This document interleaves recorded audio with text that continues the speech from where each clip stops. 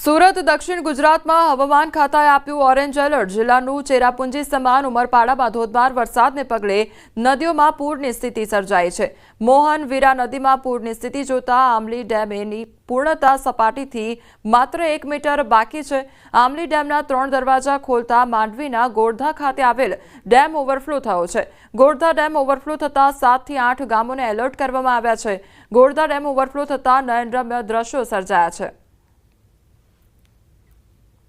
પંચમહાલ જિલ્લાના જીવાદોરી સમાન પાનમ ડેમમાંથી રૂલ લેવલ સપાટી જાળવવા માટે સતત બીજા દિવસે પણ પાણી છોડવામાં આવ્યું। પાનમ ડેમના 2 ગેટ ખોલી 4 ફૂટ ખોલી 9840 ક્યુસેક પાણી પાનમ નદીમાં છોડવામાં આવ્યું।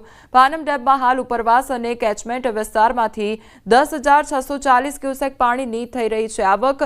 પાનમ ડેમની રૂલ લેવલ સપાટી છે 127.26 મીટર, જ્યારે ડેમની હાલની સપાટી છે 127.20 મીટર।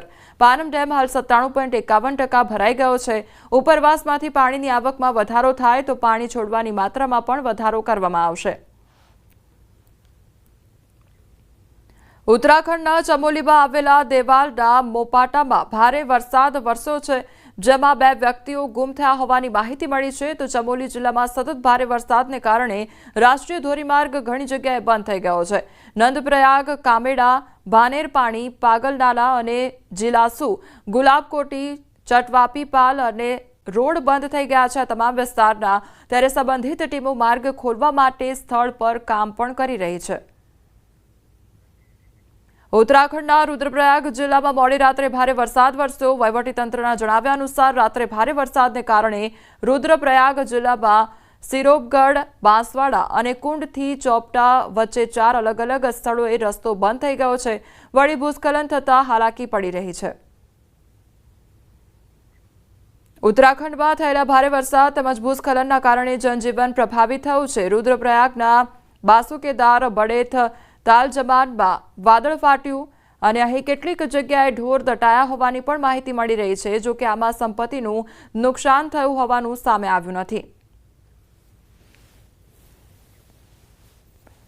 જમ્મુ કાશ્મીરમાં અવિરત વરસાદને કારણે અનંતનાગમાં પૂર આવ્યું છે, જેના કારણે કેટલાક પુલો સહિત અનેક સ્થળોએ પાણી ભરાઈ ગયા છે। આશાજીપોરા ખાતેનો જૂનો પુલ ખરાબ રીતે નુકસાન પામ્યો છે, જેના કારણે વિસ્તારના લોકોને અસુવિધા થઈ રહી છે અને પાણી પુરવઠા પર પણ અસર પડી રહી છે। જમ્મુમાં ભારે વરસાદથી ચોથો તાવી પુલમાં ભારે નુકસાન પહોંચ્યું છે અને પુલ નુકસાનગ્રસ્ત થતા ઠેર ઠેર ટ્રાફિક જામના દ્રશ્યો સર્જાયા છે। ત્યારે પુલના સમારકામ માટેના કામગીરી હાથ ધરવામાં આવી છે, તેમજ સેના દ્વારા ટ્રાફિકને દૂર કરવા માટેની કામગીરી પણ હાથ ધરવામાં આવી છે।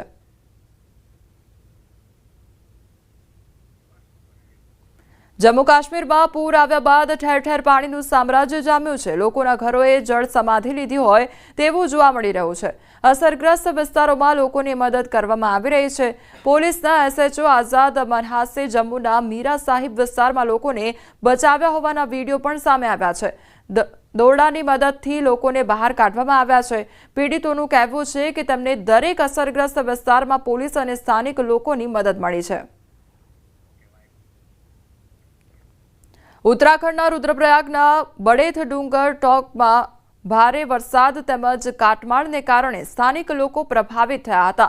અસરગ્રસ્ત વિસ્તારમાં કેટલાક લોકો ફસાયેલા હોવાની માહિતી મળતાની સાથે જ SDRF ઉત્તરાખંડના કમાન્ડન્ટના આદેશ મુજબ SDRF ટીમોને તાત્કાલિક સોનપ્રયાગ, અગસ્ત્યમુનિ અને રતુડાથી જરૂરી બચાવ સાધનો સાથે ઘટનાસ્થળે રવાના કરવામાં આવી હતી।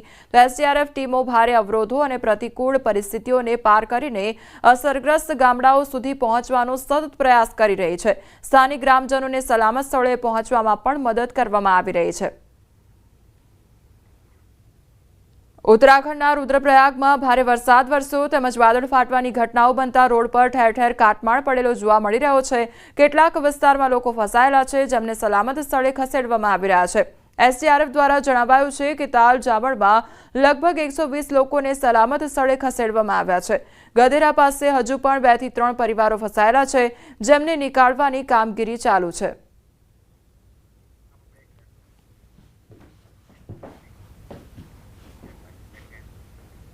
સમાચારોમાં આગળ વધીએ તે પહેલા રોકાઈશું એક બ્રેક માટે।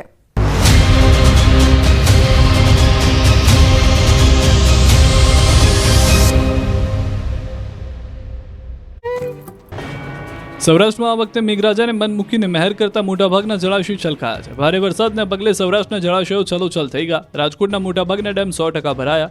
માલગઢ ડેમ 100% ભરાયો. આજી સોડવદર ડેમ 100% ભરાયો. ન્યારી લાલપરી ડેમ પણ 100% ભરાયો. જ્યારે મોરબી જિલ્લાના ડેમ પણ છલકાયા, જેથી આ વિસ્તારના ખેડૂતોની સિંચાઈ સમસ્યા દૂર થશે. પીવાનું પાણી પણ મળતું રહેશે. જેટલા પણ આપણા ડેમ જે છે, આ ડેમમાં પણ અત્યારે જે ભરાવની ટકાવારી છે 81% સુધી ભરાઈ ગયા છે ડેમ આપના.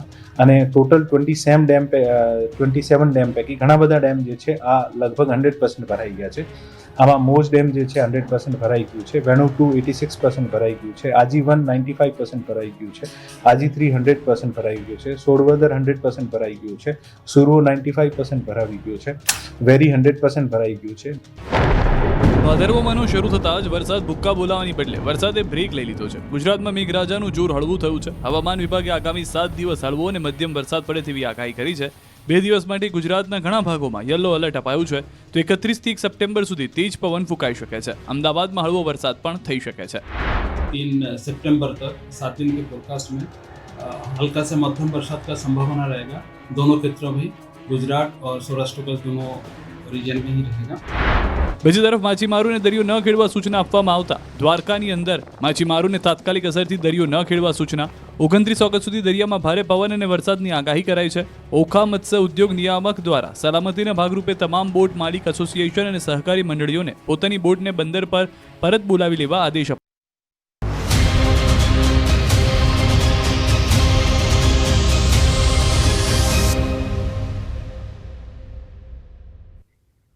બ્રેક બાદ આપનું સ્વાગત છે. સમાચારમાં આગળ વધીએ તો અમરેલીના જાફરાબાદના દરિયામાં 8 ખલાસી ગુમ થવાનો મામલો સામે આવ્યો છે.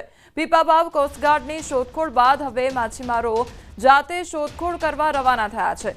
દરિયામાં સ્થિતિ સામાન્ય થતાં માછીમારો શોધખોળમાં લાગ્યા છે.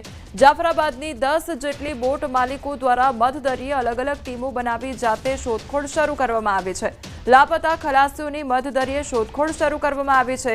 લાપતા ખલાસીઓને દરિયામાંથી ગમે તેવી સ્થિતિ વચ્ચે પણ શોધીને બહાર લાવવા માટે માછીમારો મક્કમ બન્યા છે.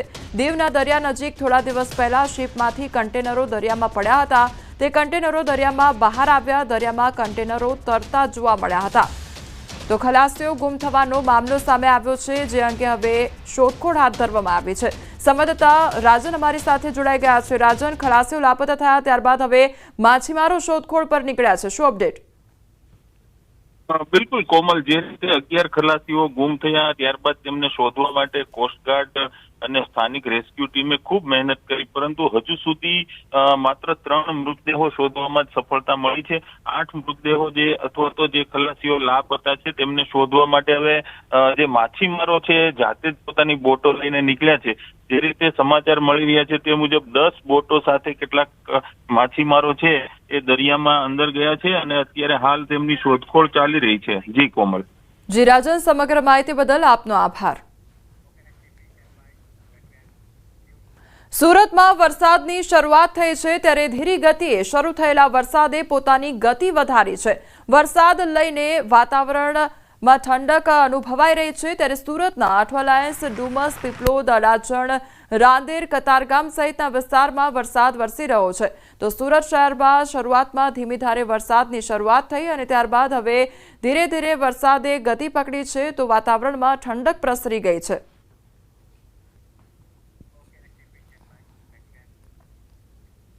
છોટાઉદેપુરના સંખેડા નજીક અર્જુનનાથ મહાદેવ મંદિર પાસે બનાવવામાં આવેલી સંરક્ષણ દિવાલમાં મોટું ગાબડું પડ્યું. માત્ર થોડા સમય પહેલા 1.40 કરોડની ગ્રાન્ટથી બનેલી આ દિવાલ જર્જરિત બની છે. ગમે ત્યારે દિવાલ ધરાશાયી થવાની ભીતિ સેવાઈ રહી છે. ગામ લોકોએ કોન્ટ્રાક્ટર પર ભ્રષ્ટાચારના આરોપ લગાવ્યા. આસ્થાના કેન્દ્ર સમાન મંદિર માટે બનેલ સંરક્ષણ દિવાલની આવી સ્થિતિ જોઈને લોકો નારાજ જોવા મળી રહ્યા છે.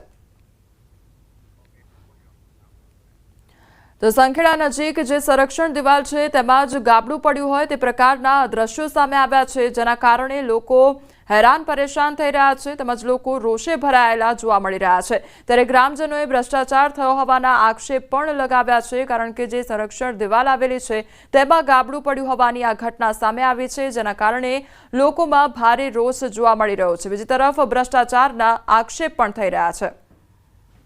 એ અધિકારીઓ એવા છે કે એક એસઓ છે હસમિત પ્રજાપતિ અને ડેપ્યુટી એન્જિનિયર રાણપરા સાહેબ, આ બે દ્વારા પહેલા કેટલા સમય પહેલા સુખી ડેમ ખાતે એમનું કામ કર્યું હતું, એમાં પણ ગાબડા પડ્યા હતા. એ જ અધિકારીઓ દ્વારા અહીંયા નિગરાની કરીને એનું સ્ટ્રક્ચર બનાવવામાં આવ્યું છે. સ્ટ્રક્ચર આજે ફેલ થયું છે, તો હવે અધિકારીઓને આ લોકો બ્લેકલિસ્ટ કરવાને બદલે માત્ર 35 લાખના ખાલી પથ્થર વપરાયા છે. તો આ દિવાલની જોઈ શકો છો કે તાર અને પથ્થરની આ દિવાલની અંદર 1 કરોડ રૂપિયા ખાલી મજૂરી અને તારમાં જાય એ આશ્ચર્યજનક વાત છે. દિવાલ માટે મંજૂર કરવામાં આવ્યા હતા. આજે દિવાલ બની ગઈ છે, પણ એકદમ હલકી ગુણવત્તાવાળી બની છે. પહેલા જ વરસાદમાં પાણી જે આવ્યું છે ઉચ્ચ નદીના, તેની અંદર પહેલા જ વરસાદની અંદર 5 ફૂટ જેટલી દિવાલ બેસી ગઈ છે અને એક મોટું ગાબડું પણ પડી ગયું છે. ભ્રષ્ટાચારીઓ આ ભગવાનને પણ છોડવા તૈયાર નથી. એના પરિણામે હવે તમે જોઈ રહ્યા છો